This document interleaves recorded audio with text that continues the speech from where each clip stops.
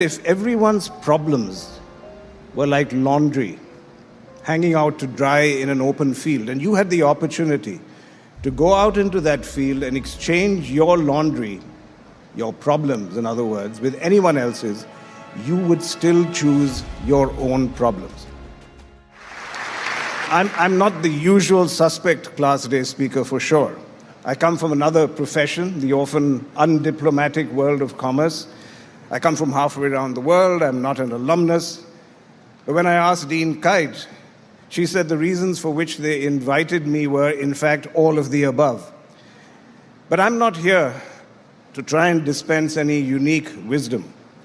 As the proverbial schoolgirl wrote, Socrates was a wise Greek philosopher, and he went around dispensing gratuitous advice, and they poisoned him.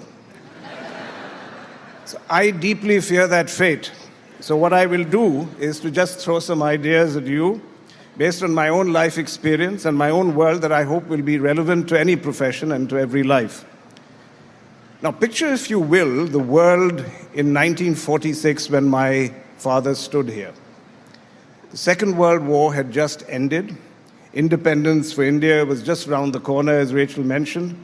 The beginning of the end of colonialism was in sight. And details of the full extent of the death and the destruction and the horrors of the Holocaust of Hiroshima and Nagasaki, they were just emerging. The problems of peace were every bit as convoluted as the problems of war. And to my father in 1946, the world must have looked hopeful, but immensely complicated. And yet I wonder what my father would say about the world as we see it today.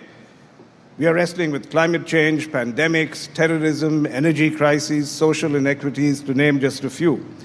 And because of their trans-border impact, these issues too now fall within the ambit of diplomacy, of international affairs, of international law. And what would my father have made of the impact of technology? In many cowboy movies, the appearance of the hero or villain is often preceded by his shadow. We now have a new cowboy in town, heralded by a lengthening shadow, the shadow of the Metaverse.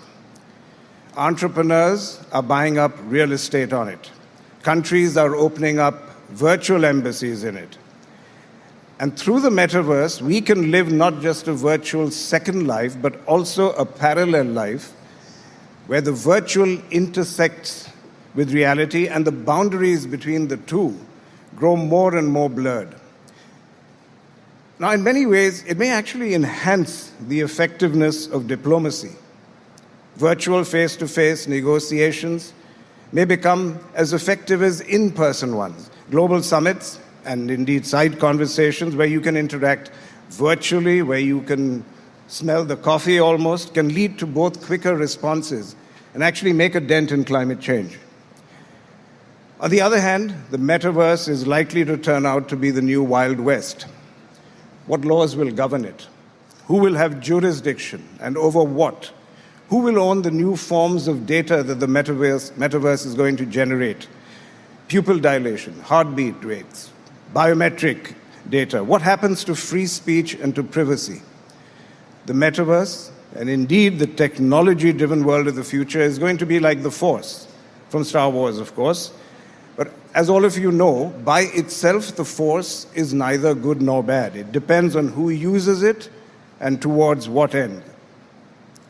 So these are all the portentous issues that your generation will have to grapple with. But yours is not the usual graduating class. You have all experienced the disruption caused by COVID. You witnessed the absurdity of a brutal war taking place in the 21st century between affluent nations. You're seeing a world where few leaders are true or permanent role models. And in such a situation, where there seems to be no certainty but only shades of gray, how does it make sense for me to tell you to go out into the world holding fast to your ideals? But my answer to that would be a resounding yes, because it may, in fact, be the only way to make sense of a world in which the ground under your feet feels like quicksand. And because all of you are in a unique position to apply those ideals to your work right away, because you've all taken a decision to follow a career path that is going to have a wider impact on global issues than almost any other career. So my first exhortation to you would be to embrace the ought, not the is. Shape the world as it ought to be, rather than accepting it as it is. And human beings have never stopped aspiring to this ideal, no matter how messy the reality may be. And that's why the whole world loves it when David beats Goliath, when the good guy wins and the bad guy gets his comeuppance. May not always work that way in real life, but that's how we, as human beings, want it to be. And we make heroes out of those who make that happen. Yet in a jagged and a paradoxical, often brutal world, how can you hold fast to that ideal, to the ought? And that's where I think the centrality of purpose comes in. Cynics scoff at phrases like the power of purpose, but I have to tell you, in my experience, it works. Let me share the story of my own business. Mahindra and Mahindra was founded by two brothers, as Rachel mentioned, around the time of independence. It was a time when Indian industry was practically non-existent, and many people, most notably Winston Churchill, did not expect India to survive or to be able to mold itself into a viable country. And we Indians begged to disagree. Our founders started the company with a high sense of idealism, setting out to prove that Indians could, in fact, build a new nation. And in fact, when the company commenced business, the first advertisement they came out with in 1945 had nothing to do with products or services. They only articulated their dreams for India, a set of principles and ideals with which they were starting business. And that was in 1945. Over the years, obviously, India has confounded the naysayers and shaped itself into the world's largest democracy. And the Mahindra group of companies initially flourished as well, since in a bid for self-sufficiency, much of Indian industry was protected from external competition. However, in the early 90s, India and Indian industry were both in crisis. Faced with the prospect of running out of foreign exchange reserves, India took the radical step of liberalizing its closed economy, and after decades of being protected, suddenly the world's most powerful companies were at our doorstep, anxious to get a temptingly large piece of the Indian pie. For old economy companies like ours, which had prospered under a protectionist regime and had forgotten really how to compete, the opening up of the Indian economy was like the Grim Reaper knocking at the door.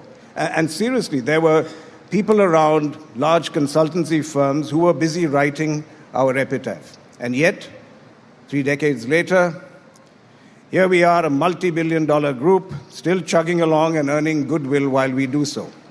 So how did we do it? Well, obviously, there were many ingredients.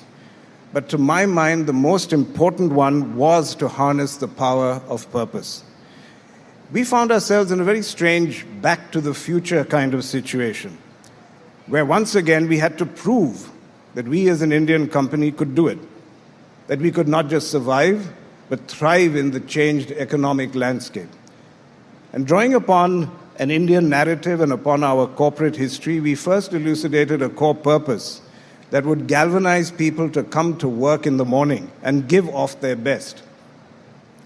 Now, that core purpose was simply to say, Indians are second to none, and we will make products that will prove that to the world. I know that sounds terribly parochial, but please understand, at that time it was a cry to shed the most invisible, pernicious, and lingering feelings of inferiority and a lack of self-belief, which was the bequest of colonialism. And that really had an electrifying effect on our people. It triggered the David versus Goliath sentiment. It tapped into our collective memories of our founding days where we had succeeded against all odds because we had something to prove.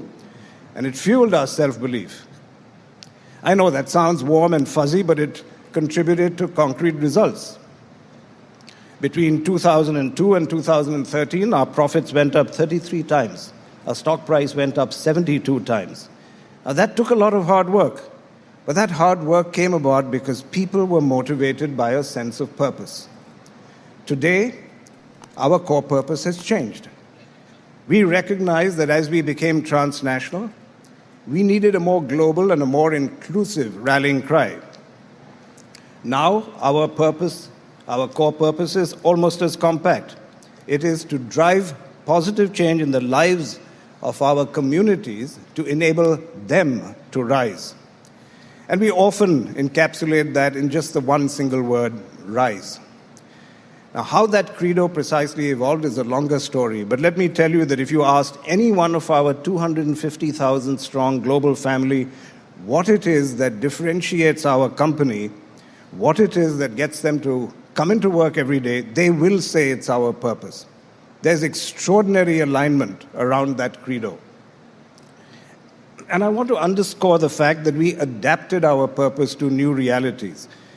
I believe it's important to accept that purpose can evolve and it can transform, because many of the problems of the world that I alluded to earlier simply arose out of rigid and immutable mindsets. Now, I'm a hard-headed businessman, not an armchair philosopher, but personal experience has taught me never to underestimate the power of purpose in business or in life. And there's no shortage of role models. But I'm not talking about larger-than-life cliched icons. And even before you set out to change the world, which Fletcher no doubt has prepared you to do, I urge you all to take small steps to change the world around you. Perhaps your purpose, like Mahindra's, will also evolve over the course of your life. But one of the privileges of attending an institution like this is the opportunity to step outside the familiarity of your lived experiences, make sense of the bigger picture and of the space that you occupy within it. I myself am inspired almost every single day by people who possess this understanding, who are committed every day to living with empathy, and possibly without ever knowing how impactful they have been. So let me share with you one more personal story. Decades ago, we were in a taxi, rushing to get my then one-year-old daughter to surgery for a hand injury that she had suffered. And my wife and I were beside ourselves with anxiety. My daughter was throwing a tantrum, and the taxi driver clearly picked up on our anxious and tense state. "May I share an old saying with you?" he quietly asked us. And he said, if everyone's problems were like laundry hanging out to dry in an open field, and you had the opportunity to go out into that field and exchange your laundry, your problems, in other words, with anyone else's, you would still choose your own problems. And he paused and he just said quietly, "Don't worry, I'll get you there safe and sound and in time." And at that moment, it was precisely the perspective that I needed.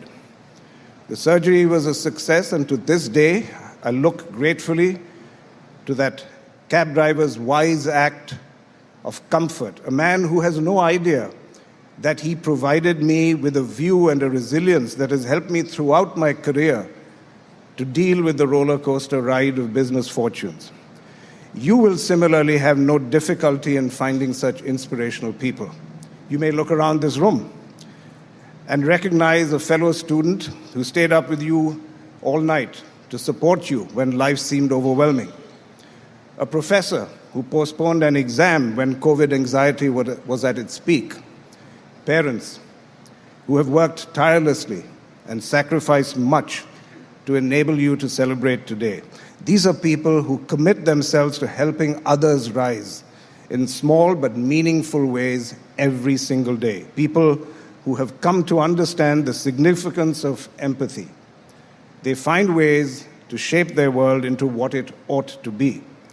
And I ask you, why can't the next individual who brings the is closer to the ought be you? So in closing, let me come back to my father. And I've often asked myself, why did he come to Fletcher? He had already been away from his family and home for 4 years as an undergraduate at Harvard.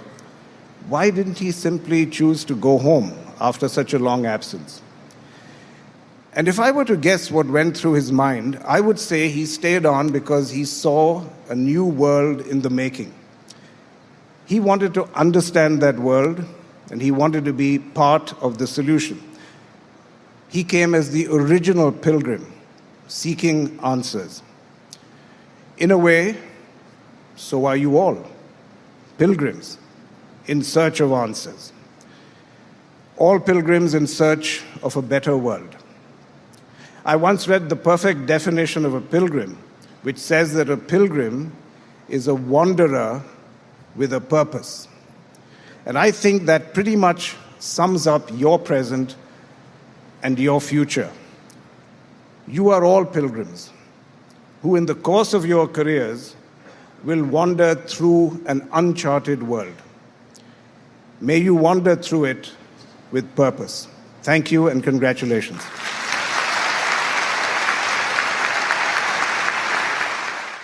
Visit our site, EnglishSpeechChannel.com, for exclusive access to video transcripts, offline audio, English lessons, and private classes. Don't forget to explore our free and new ebooks. Also, subscribe to our weekly newsletter for the latest updates. Links in the description below. Thanks for your support.